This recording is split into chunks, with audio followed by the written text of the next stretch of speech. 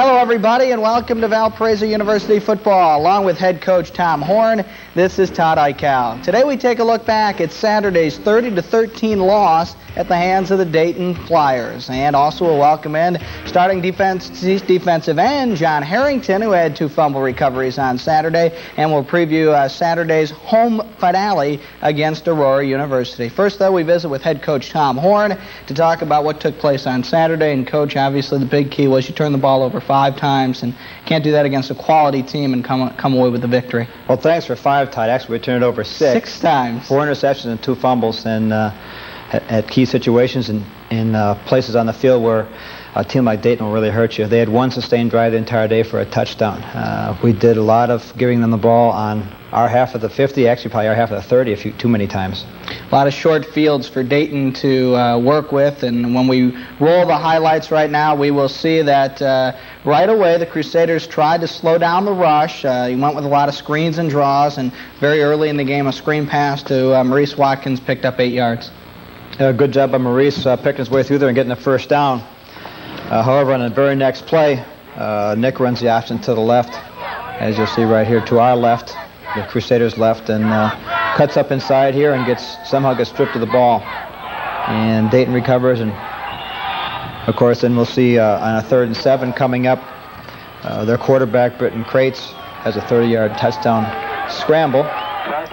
We think we have him sacked, and you held him for 2 plays, 3rd and 7, and now it looks like you've got him sacked. But he breaks through and really broken play, and with all the receivers on the left side of the field, he breaks down the right sidelines for a touchdown. Yeah, we're man-to-man coverage, and there's not much help on a scrambling quarterback in that situation. So a little over 2 minutes in, and Dayton's on the board first. Duvik, who had a big day, solid place kicker, knocks through the extra point, and Coach, obviously not the way you want to get started. No, I mean, we're sitting here right now. We're 2 minutes and 9 seconds in the ball game. We're down 7-0 already, so it's obviously not the way we want to start.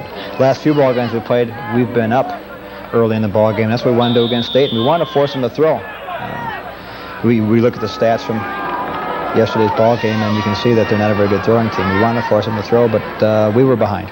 Ozzie Young gives you great field position. This actually looks like a right return, but all of a sudden he notices he can get to the left sidelines. And it's the kicker, Duvik, who knocks Ozzie out of bounds after a 41-yard return. He had over 230 yards of total offense on Saturday. The all-purpose yardage leader, Ozzie Young, did a great job on that return, making 4 or 5 people miss. Here's a Dayton turnover, the hit by John Palyak, and John Harrington, one of 2 fumble recoveries on the day. We'll see this play a little later on in the show, but that gave you some momentum back. Yeah, we get the ball here. Now they gave us the ball. That's what we like to do right here is we want to take the ball away at this point. 2nd and 10, Browder rolls and finds Doug Holock. Holock caught 5 balls on the day, picks up nearly the first down there. Crusaders will pick up the first down, and here on 1st and 10, there's one. We see Nick Browder elude 4, 5 tackles, and just an unbelievable job to throw the ball away. Yeah, Nick was running for his life a lot of times on Saturday, as you well know. You were there, Todd, and we got to give him a little more time, because if you give him time to throw, he's really going to hurt you. And all we did was give him time to scramble Saturday. Next play, Ozzie out of the slot, comes on a reverse. See a good trap block there. I think it was Evan Fitzgerald, and Ozzie gets right down to the goal line. And Doug Holock doing a good job there blocking by the goal line as well. Put us in a good scoring position. 2nd and goal. Nick Browder on the sneak, took it in. And after Billy Duke's extra point, Coach, right back in the ball game, tied up at 7. Absolutely. So our defense got the ball back for us. Us and Dayton traded touchdowns early in the game. Nice to work with those short fields, huh? Absolutely. Instead of having the defense try to prevent a score against the short field. So we've played just 6 minutes, and each team has a touchdown, mainly because of turnovers.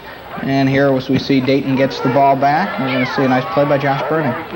Josh had a real fine game on Saturday against Dayton. Had a bunch of tackles. Was always around the football. Did a great job for us. This is actually part of an 18-play drive for Dayton. They picked up a 4th down, and then we're going to see Eric Miller come up with a sack. The coach, they were very methodical on this drive, 5-6 yards of play, some short passes, some runs, and eventually it's Cadle who comes in around the goal line at quarterback and takes it on in and follows his fullback. into the end zone. Yeah, they're kind of playing multiple quarterbacks here at Dayton. I don't quite know the strategy there, I guess, but I guess they feel like in situations they can put people in and get the job done without the defense being able to key on what they're doing. The extra point makes it 14-7. That was the only long, sustained drive by Dayton in the ball game. They get it back in great field position, but we're going to see a great interception by Shane Snyder, his 6th in the last 6 games. Yeah, Shane really has a nose for the football, and that looked for a while there like it might be a completion to that big tight end going down the seam, and then Shane gets there and picks it off. Really gave us the ball back down here. Now we have to punt out of the end zone. All right, Crusaders went 3 and out, and Esposito's going to return this punt 28 yards to the Crusader 25. And that was a 47-yard punt out of the end zone, so our punter did what we asked him to do. Dayton did a good job of holding up our people from getting downfield, and they had a good return. Defense did a good job. Forced 3 plays, and then the field goal try by Duvik, and into the wind. Very impressive. Knocked it in from 36 yards. Tim Duvik, very fine kicker. I'm sure an all-conference kicker at least in the Pioneer Football League. It was his first of 3 second-quarter field goals. As the Crusaders get the ball back, you run a quarterback draw, and Nick Browder again making people miss and picks up a first down.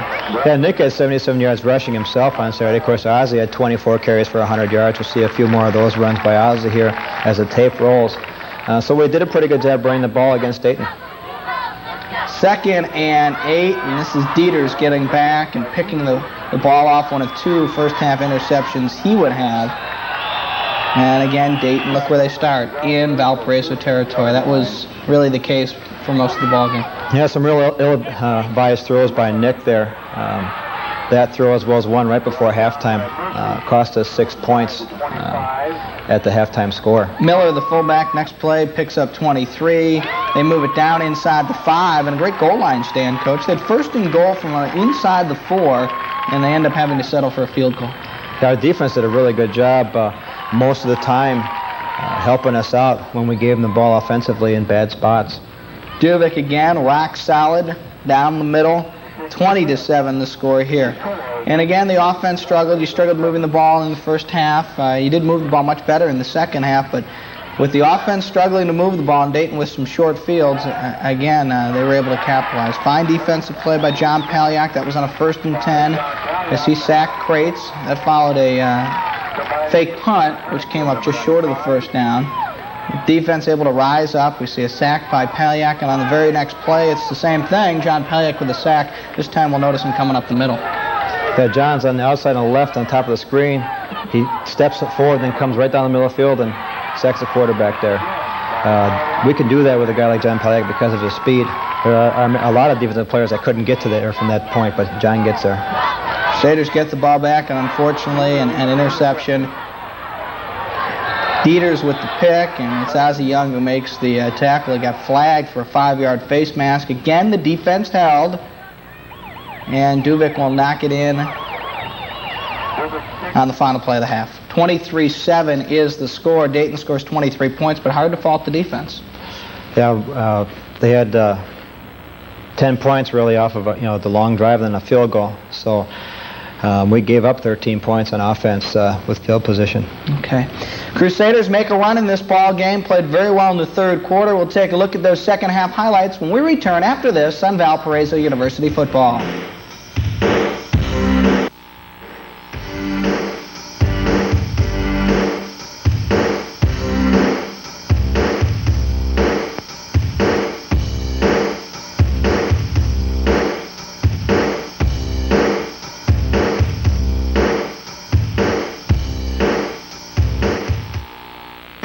Valparaiso University football is underwritten by the following. First National Bank of Valparaiso, with 13 offices throughout Porter County, working hard to meet the needs of the community. First National Bank of Valparaiso offers simple fixed-rate car loans with fast, personal, pre-approved service. First National Bank of Valparaiso, strengthening their commitment to Porter County. Member FDIC, Equal Opportunity Lender. Finley Construction, serving the building needs of commercial and residential properties throughout Northwest Indiana. Finley specializes in designing and building your new construction, remodeling, addition, and restoration projects. Licensed, bonded, and insured. Finley Construction, 462-2726. Mike's Sporting Goods, your team sports professional. Mike's has NFL and college team crews and jackets from Starter, Russell, and others. A great selection and Mike's great value. For your team sport needs, Mike's has it. Shoes from Nike, Reebok, Converse, plus uniforms, trophies, custom screen printing, school jackets, equipment, and more. Mike's Sporting Goods, Maryville, Crown Point, Hobart, and Michigan City. And by the financial support of viewers like you. Second half, Coach, and you're down by 16 points at half. You had to feel like you were still in the ball game, but you had to find a way to protect the quarterback, right? Yeah, we had a chat with the offensive line during halftime, and as well the fullback position wasn't doing a good job for us either in protecting the quarterback. Obviously Nick can run the ball. He can avoid the rush. He can make yards happen when there's nothing there. But it's nice if he can just sit back there every once in a while and just have some time to throw the football, because he can hurt you that way too. He's not just a good athlete that can run. I mean, he's got a great throwing arm as well. Crusaders did a better job on the offensive side of the ball in the second half. As we take a look at the highlights, we'll see that Valpo actually makes a run in this football game and gets back in it. First off, the defense comes up with a big play as Andre Murphy saw Shahid on a 3rd and 2, end up cutting down Miller after a little mistake there in the backfield. And that allows you to get the football back, and the Crusaders put together their best drive of the day.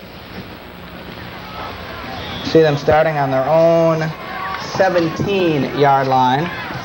And this is a great drive. 15-play drive, Coach. You started off with a Nick Browder scramble.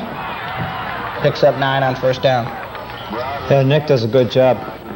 Again, we talked about avoiding the rush. And here you see Nick hand off to Ozzie on the draw play. We had to try and neutralize their rush. We ran a lot of draw in this series. Yeah. I think about 6 of them.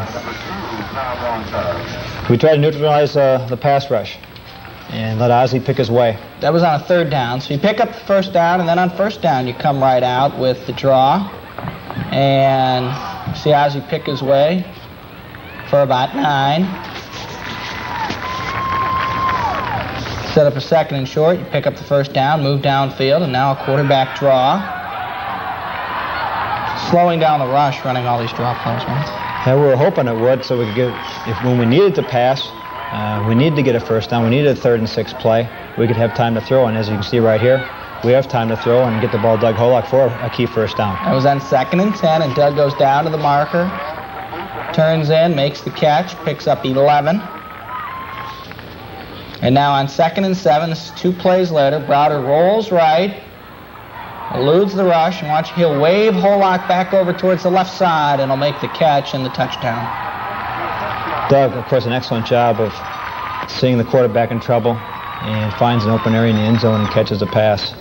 Go for 2 to try to cut the lead to 8, and the ball is overthrown for Holock in the right side, and the Crusaders still with the momentum now. You got it back, 23-13, down by 10. Defense holds, you get the ball back and start to put together another drive. This is right at the marker, and they'll mark Doug Holock just short. That was on a 3rd and 10. And on 4th down, Coach, you go and you run a play which you don't run too often. No, we put it in this week. In fact, we really never even ran it in practice. I talked to Nick about it in film session. And we just, as you can see, they're all keen on Ozzie. Faked Ozzie, and then Nick turns it up and picks up about 4 for the first down, keeps the drive going. Next play, we're going to see a fine job of running by Ozzie Young. Again on the draw, and he'll pick up 9. And you'll notice that good penetration here by Dayton, but they can't make the tackle. They ran the line stunt up there, and he stunted into the play, but couldn't hang on to Ozzie, broke through. So Ozzie picks up 9, and 2 plays later, Ozzie's going to be fighting for extra yards here. He eludes a couple tackles, and again, very questionable. Ball came out, but was his knee down? It looked like it was, but Dayton gets the call. Well, Todd, you know, last time we ran in slow motion, we know both his knees were down. Well, Dayton got the call, and that may be the backbreaker. They move into the 4th quarter, and they've killed off a little bit of time here now, and Crusaders do get the football back on a turnover. It was a big hit by Tom Cunningham, and John Harrington will come out of the pile with the football to give the Crusaders a chance. Still down by 10, but you got to work into the wind here in the 4th quarter. John Harrington doing a good job around the football. He's got on the silver player there. Here we've got the ball. Next play, Coach. Next play, and we throw an interception. That's Krogan. Inside linebacker got back in his hook zone and picked the ball off, and again a big play. And Dayton, in the game of turnovers, won that advantage as they came up with 4 intercepts and 2 more fumble recoveries. So like we said, 6 turnovers, far too many. They take advantage. This time, Schwoko put a nice game, backup tailback. Actually was their leading rusher in this game, picked up 21 around left end. And on 2nd and goal off play action, Cadle hits Miller on the 5-yard touchdown, which gives Dayton a 17-point lead. Yeah, it's tough to come back from a 17-point deficit. We're hoping that miss the extra points would be 16 down. If we get 2 touchdowns and 2 extra points, 2 two-point conversions, we'd be able to tie the game. But this puts us 3 scores down. Another Dayton touchdown off a turnover. And with 13:16 to go, Crusaders down by 17. And we're going to see another great athletic move by Nick Browder as he circles to the right side and picks up 18 yards before going out of bounds. Now move a later portion in this ball game.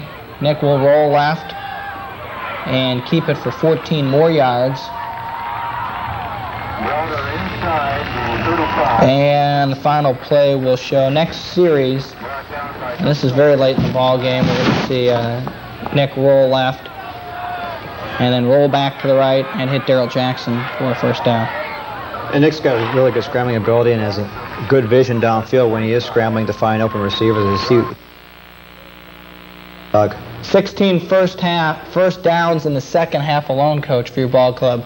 And yet, as we check the final score, 30-13 the score, and a situation where you did move the ball up and down the field in the second half, but only got in the end zone 1 time. Well, Dayton had the ball a lot in the first half. We had it a lot in the second half.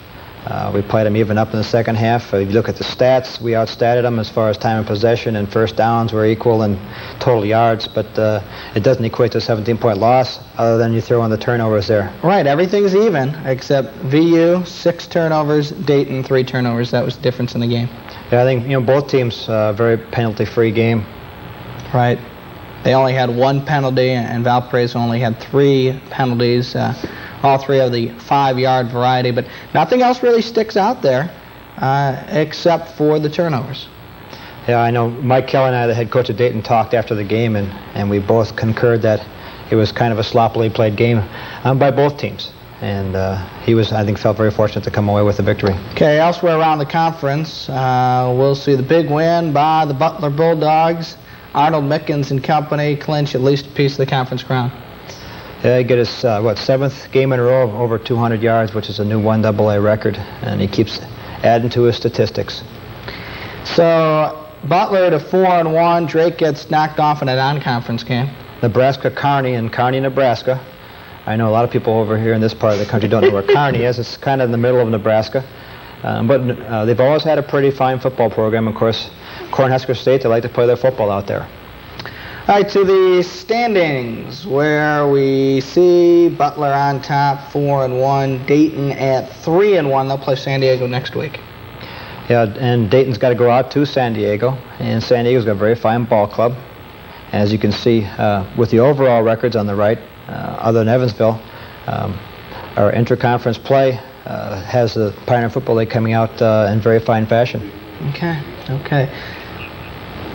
So Butler, with 1 conference loss, and we know who that was against, right? That was against us. A little extra satisfaction knowing you're the only team in the conference who could get them?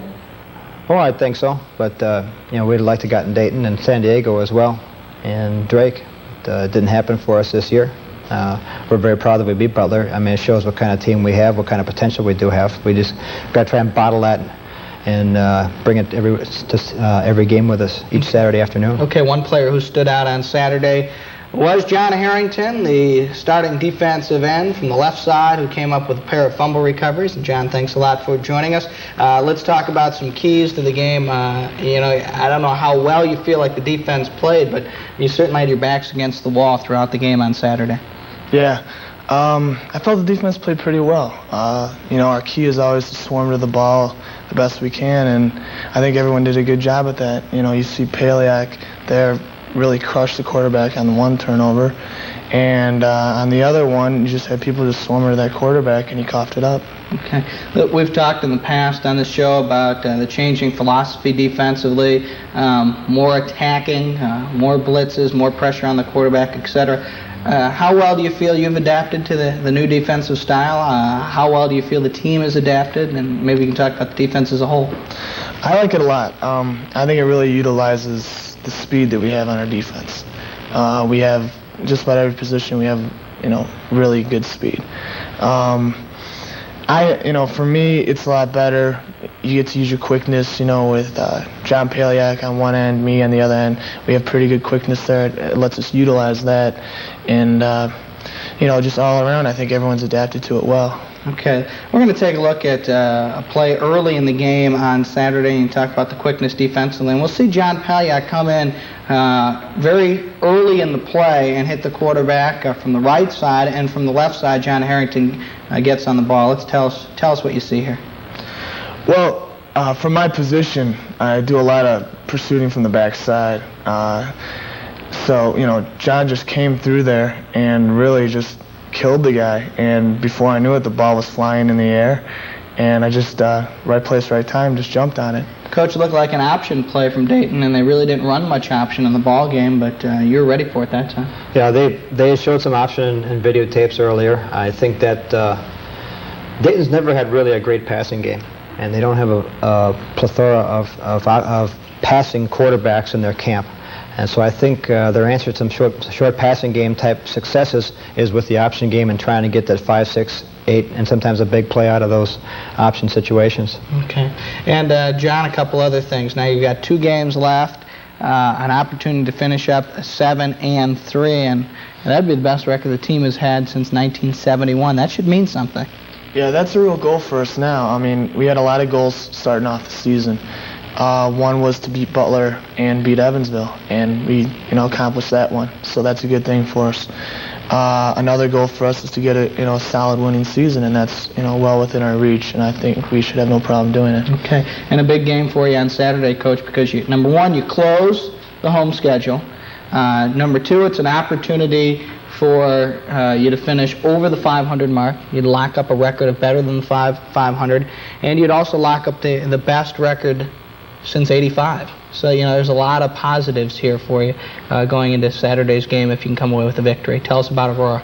Well, Aurora's a young football team this year, kind of in a rebuilding year. They scored 30 points last week on a Trinity team that was like 6-1. So they're really coming on late in the year. These kind of teams that have a lot of young players that are an upstart type of a team, they can really scare you. So we've got to really be prepared to play Aurora on Saturday.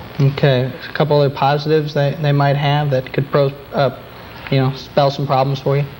They've got a pretty good running back that will pick his way and get key yardage for them. Their quarterback last week brought him back from a 2-touchdown deficit and threw some touchdown passes. They got a 2-point conversion to tie the ball game. So looks like they can move it on the ground. Looks like they can move it through the air. Their defense all year has been stingy. Their defense has been good all year. Their offense is starting to come around for them. So we've got our work cut out for us. Okay. Elsewhere around the conference, no intra-conference games, but a real tough test coming up for Butler, right? Butler, Alabama, Birmingham, they beat Dayton 28-10 earlier in the year. Alabama, Birmingham right now is in a transition in their program. They have about 30 full-ride scholarships. They're adding 20 more this year. Wow. And in 1996, they'll be full-fledged 1A with 85 full rides, and they open the season with a small school down south by the name of Auburn University. So UAB may be a tough test for a Butler football team on Saturday. Drake welcomes into school you know a little bit about. We used to call it UW-0, UW Oshkosh. Played against them in college, never lost to them. Only time we ever lost to them was my first year at VU. We lost to them, I think it was 28-16 or some score like that. Drake should not have a problem with Oshkosh. Evansville tries to get an over 2 win against Cumberland out of Tennessee, and San Diego at Azusa Pacific. It's not often we get to say that, so we'll say it again. Azusa Pacific, Coach. That's a classy name for a classy ocean.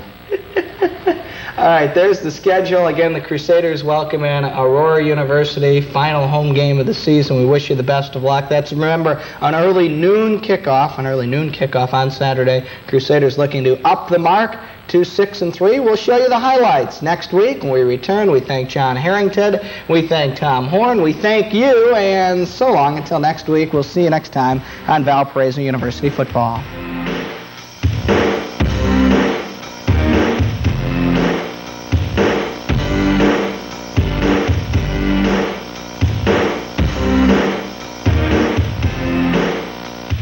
Valparaiso University Football is underwritten by the following: